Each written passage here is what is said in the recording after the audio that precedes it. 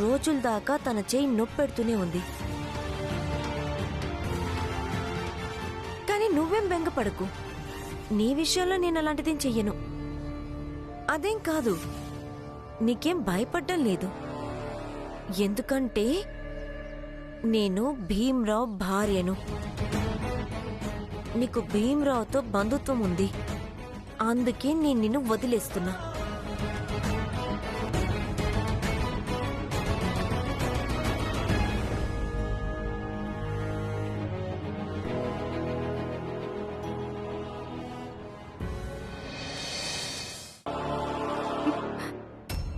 వైభవ్, వీడికి పిచ్చి పట్టినట్టుంది. ఆ చిన్న జాతికి చెందిన భీమరావును వీడు వెంట పెట్టుకుని తిరుగుతున్నాడు. తాత ముత్తాతల ఆస్తులు అమ్మేసి వాణ్ణి లండన్కు పంపించాలనుకుంటున్నాడు. ఏదో ఒక ఉపాయం ఆలోచించాలి. నేను మునిగిపోయాను, నాశనం అయిపోయాను. ఇలా ఎలా జరిగిందన్నా? అన్న, మీరు బానే ఉన్నారా? నా దగ్గరికి రావద్దు, అంత నీ కారణంగానే జరుగుతోంది. నీకు అసలు చాయ్ తాగించకుండా ఉండాల్సింది. అంత నాశనం అయిపోయింది. నేను ఇన్నేళ్ల నుంచి నిలబెట్టుకున్న దుకాణం కూలిపోయింది చూడు. మీరేం బాధపడకండి అన్న, అంతా నేను సరిచేస్తాను. మీరు ఇంకేమీ చేయకండి, చాలు. మీరు ఇక్కడి నుంచి వెళ్ళిపోండి, చాలు, వెళ్ళిపోండి. వైభవ్ దేవ్,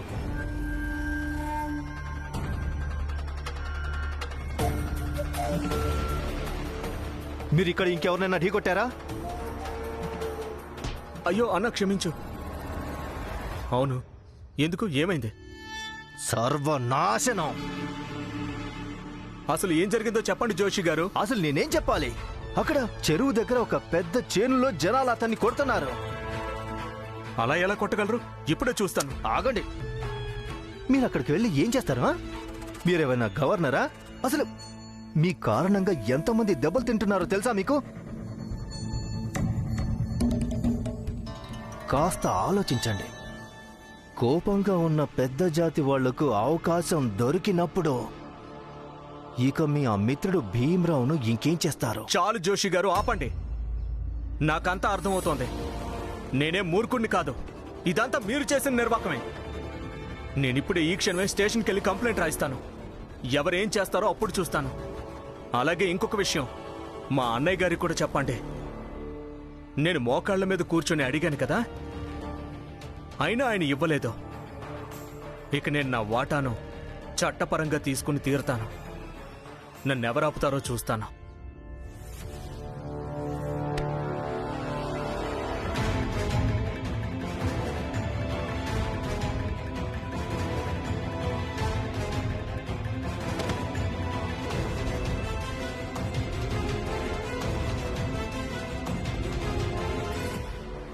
పిచ్చివాడా,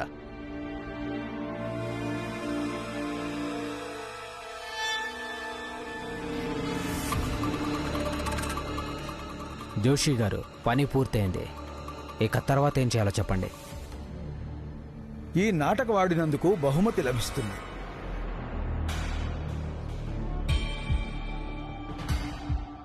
ఇప్పుడే లభిస్తుంది.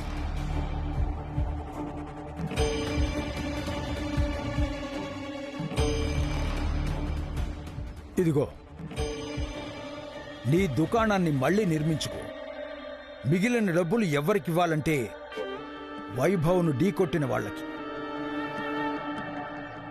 ఇంకొక పని కూడా చెయ్యి.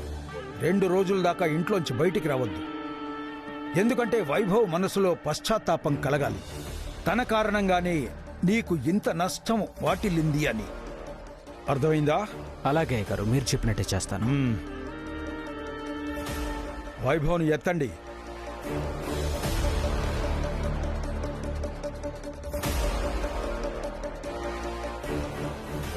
నాతో పదండి. భీమ్, నువ్వు లండన్ వెళ్ళటానికి నీకు వైభవ్ నుంచి సహాయం అందుతుంది. నిజంగా ఇది చాలా గొప్ప విషయం.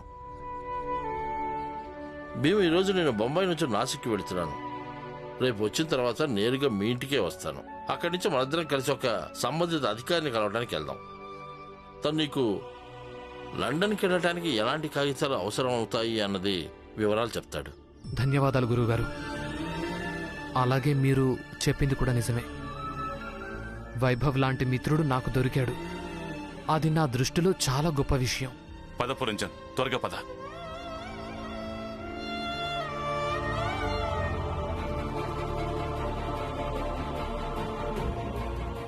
నాన్నా,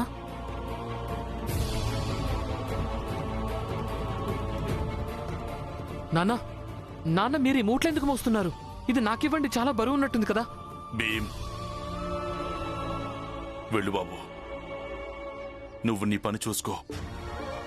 నాకు ఇంకా పురంజన్కు ఈ పని దొరికింది. ఒకవేళ ఈ పని మేమిద్దరం సాయంత్రం దాకా చేశామంటే సేట్ గారు మాకు కొంత డబ్బు అయితే తప్పకుండా ఇస్తాడు. ఎంతంటే వైభవ్ గారు నీకు ఏ పుస్తకాలు కొనిచ్చారో ఆ డబ్బులు నేను తిరిగి ఇవ్వగలిగినంత. కానీ నాన్న, అవును బాబు, అలాగే మీ నాన్న ఇది కూడా చెప్పాడు. వైభవ్ దేవ్ గారు మనందరికీ నిస్వార్థంగా సహాయం చేస్తున్నారని. మరి మనకు కూడా కొంత బాధ్యత ఉంటుంది కదా. వీరినంత త్వరగా ఆయన డబ్బులు ఆయనకి తిరిగిచ్చేసేయాలి కదా.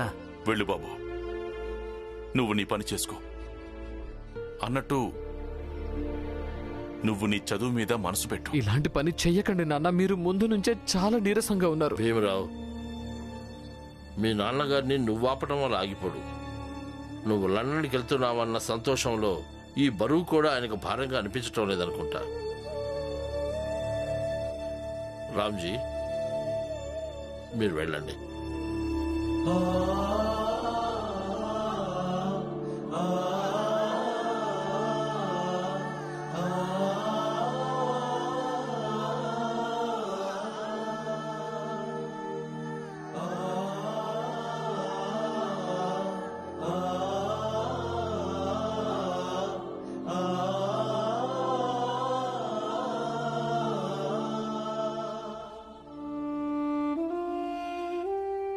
భీమ్, ఏం ఆలోచిస్తున్నావు? గురువుగారు, నేనేం ఆలోచిస్తున్నానంటే నా చదువులో ఎంతమంది కష్టం, ఎంతమంది దీవెనలు, అలాగే ఎంతమంది సహకారం ఉందో అని. ఇప్పుడు మనం డబ్బు సంపాదించే పద్ధతులు అలాగే పనిని ఎంచుకోవడం కుదరదు. ఎట్టి పరిస్థితుల్లోనూ మనం డబ్బు సంపాదించాలి, లేదంటే మన భీమ్ చదువు ఎలా సాగుతుంది? ఈ పుస్తకాలన్నీ నీకోసమే. ఎంత చదవాలనుకుంటున్నావో అంత చదువు. నీ పూర్తి పేరు రాయ్. భీమరావు రామ్జీ అంబేద్కర్. కానీ గురువు గారు, అంబేద్కర్ మీ ఉపనామం కదా, మరి నేనెలా పెట్టుకోవాలి? పెట్టుకో భీమ్, మీ గురువు గారి తరఫు నుంచి నీకోసం ఇది బహుమానమే అనుకో. నువ్వు ఈ పుస్తకాలన్నీ ఆయనకిచ్చేయి, కానీ మనం వీళ్ళ భోజనం తినకూడదు.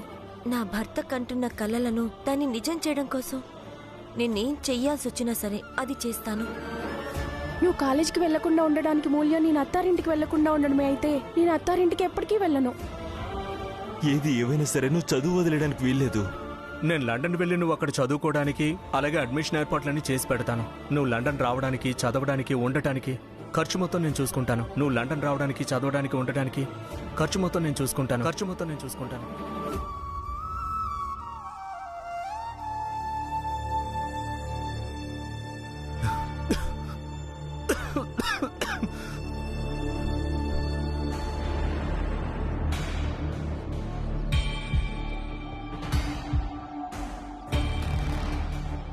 అన్నయ్య గారు, ఇదంతా ఏంటి? మీరు చేస్తుంది చాలా తప్పు. సరైనది కాదన్నయ్య గారు. వైభవ్, నీ విషయంలో ఇలాంటివన్నీ జరగాలని నేను అస్సలు కోరుకోలేదు. కానీ నువ్వే నన్ను ప్రేరేపిస్తున్నావు. ఇవ్వు. అసలు మీరు నన్ను ఎందుకు కట్టేసి ఉంచారు?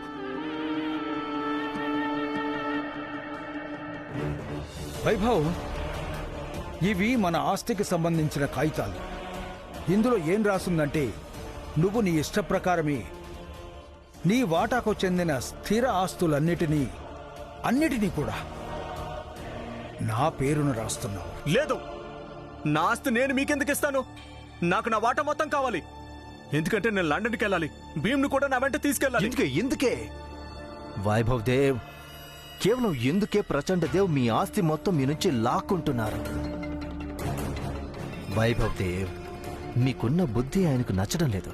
ఇక కొద్ద గొప్ప తెలివుంటే అది ఆ చిన్న జాతి భీమ్తో ఉండటం వల్ల నాశనం అయిపోయింది. మీకు ఈ విషయం తెలుసు కదా, చిన్న జాతి కోసం చిల్లి గవ్వ కూడా ఖర్చు చేయడం పాపమని.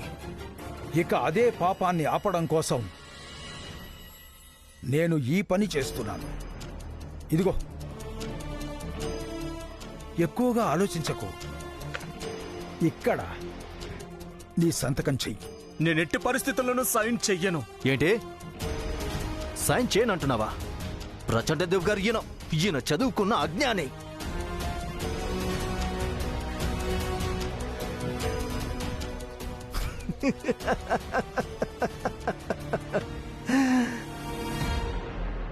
ప్రచండదేవ్ గారు, అజ్ఞానులు ఎప్పటి నుంచి సైన్ చేయడం మొదలుపెట్టారని?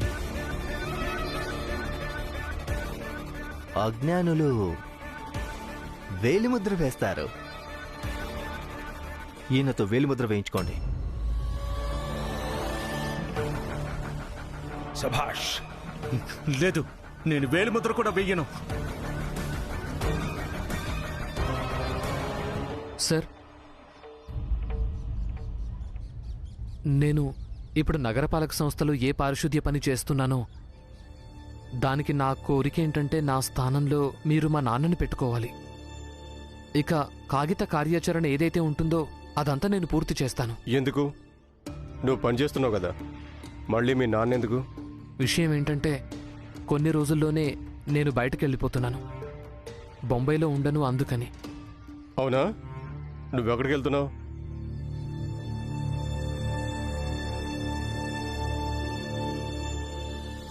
నోట మాట పడిపోయిందా? చెప్పు. అవును సార్, చదువుకోవడానికి వెళ్తున్నాను సార్, లండన్. రాత్రి దాగింది ఇంకా దిగలేదా? నువ్వు అన్నది పూర్తిగా నిజమే.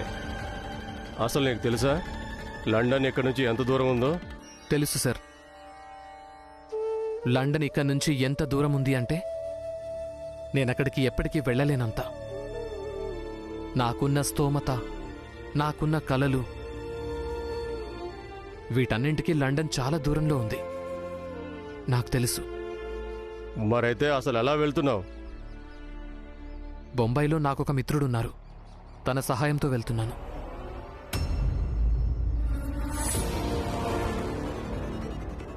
నేను వేలిముద్ర వెయ్యను. నువ్వు వేలిముద్ర వెయ్యక తప్పదు వైభవ్. ఎందుకంటే నేను ఎప్పటికీ కోరుకోను నువ్వు నీ వాటాకొచ్చిన ఆస్తి అమ్మి భీమ్రావును లండన్ పంపించడానికి. నీ కలలు ఎప్పటికీ నెరవేరవు. నరోత్తమ్, నువ్వు ఒక పని చెయ్యి.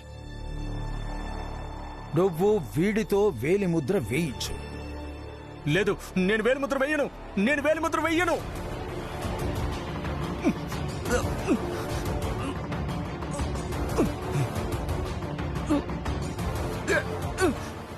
అన్నయ్య గారు, మీరు చేస్తుంది సరైంది కాదు. నేను వేలిముద్ర వేయను.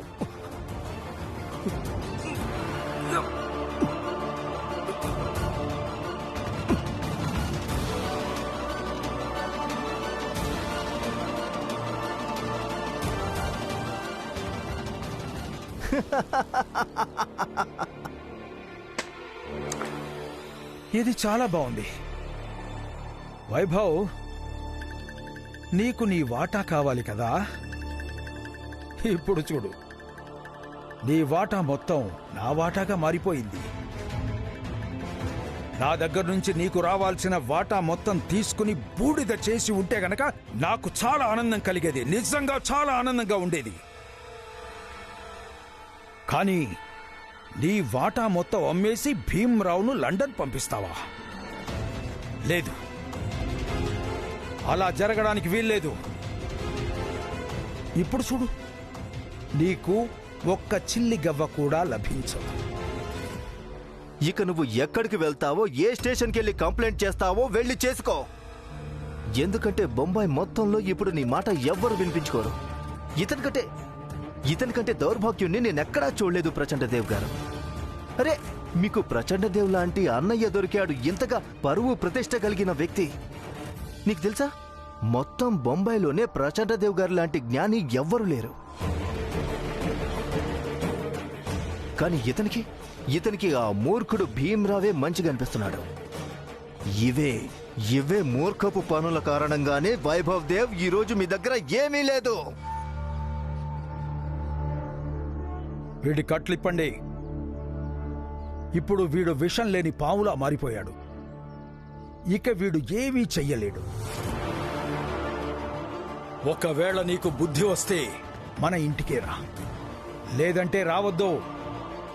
అన్నట్టు ఇంటికొస్తే నీకు శుద్ధీకరణ జరుగుతుంది. ఇది మాత్రం మర్చిపోవద్దు. నీ మొత్తం ఆస్తి కూడా నాకు రాసిచ్చావు.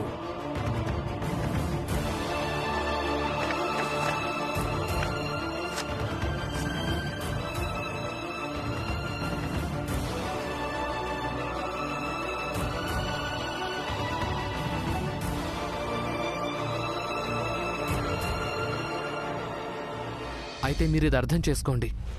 ఈ మిత్రుడే నా సఫలతకు తాళం చెవి అని. తన మీద నమ్మకంతోనే ఈ సాధ్యం కాని కలను కనడానికి సాహసం చేయగలిగాను. నాకీ ఒక పని చేసి పెట్టండి. కుదరదు. ఒకవేళ నీకు పని చేయాలనుంటే చెయ్యి, కానీ నీ స్థానంలో ఇంకెవరూ పని చేయడానికి వీల్లేదు. చూడండి సార్, నేను కూడా ఇక్కడికి ఊరికే గాల్లో మాట్లాడడం కోసం రాలేదు. నేను కూడా కొంచెం చదువుకునే వచ్చాను. నగరపాలక సంస్థలో నియమం ఉంది. ఒకవేళ ఎవరైనా పని చెయ్యలేకపోతే తన స్థానంలో వాళ్ళ ఇంట్లోని ఏ వ్యక్తి అయినా పని చేసుకోవచ్చు. ఒకవేళ నియమం నిజంగా లేకుంటే నేను కూడా ఇక్కడికి వచ్చేవాడిని కాదు కదా సార్. అందుకే వేడుకుంటున్నాను, ఈ పని చేసి పెట్టండి చాలు.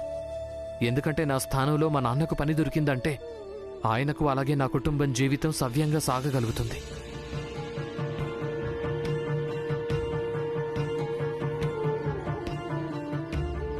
సరే, ఒక పని చెయ్యి. ఒక వినతి పత్రం రాసి నువ్వు మీ నాన్నకిచ్చేయి, సరేనా? అలాగే, మనస్ఫూర్తిగా ధన్యవాదాలు. అంతా అయిపోయింది. ఇప్పుడు నేను భీమ్ను లండన్కి ఎలా తీసుకువెళ్ళాలి?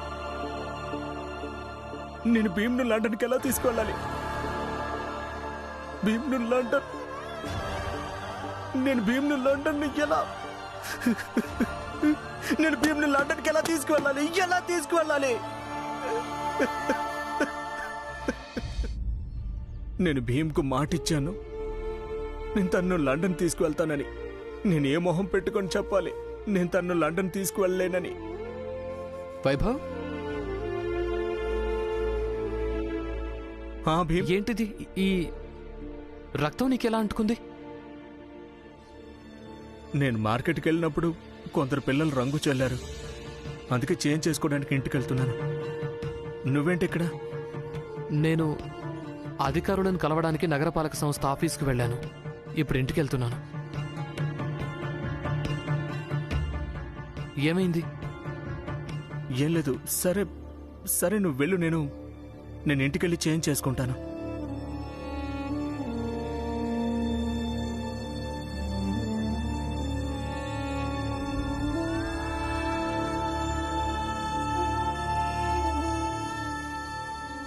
నేను మీ భర్త భీమరావుతో స్నేహం చేయాలనుకుంటున్నాను. భీమరావు, నాతో స్నేహం చేస్తావా? నేను మీ స్నేహాన్ని అంగీకరిస్తున్నాను.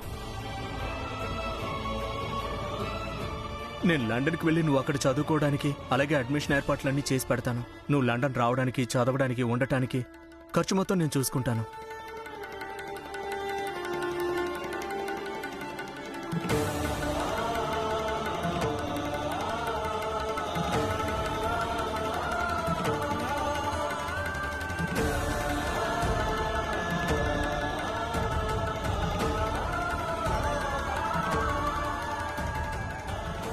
వైభవ్, ఏమైంది? అంత బానే ఉంది కదా?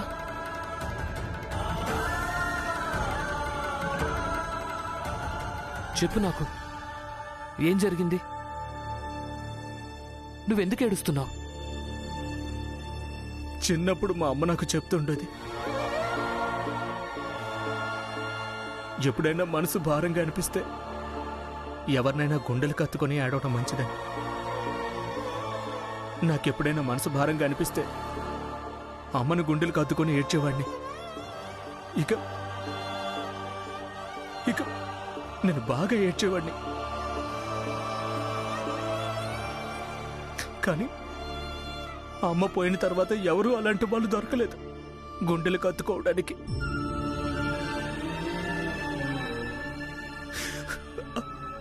నాకు నీ తోడు మంచిగా అనిపిస్తుంది. అందుకే నిన్ను గుండెలకు అత్తుకున్నాను. నా మనసు తేలికైపోయింది. కానీ నీ మనసు భారంగా ఎందుకు మారిందో ముందు అది చెప్పు. నీకు రావాల్సిన వాటా మొత్తం ఆస్తిని కూడా నా దగ్గర నుంచి తీసుకొని బూడిద చేసుంటే గనక నాకు చాలా ఆనందంగా ఉండేది. కానీ నువ్వు నీ వాటా తీసుకుని ఆ భీమరావును లండన్ పంపించటం మాత్రం నాకు ఏమాత్రం ఇష్టం లేదు.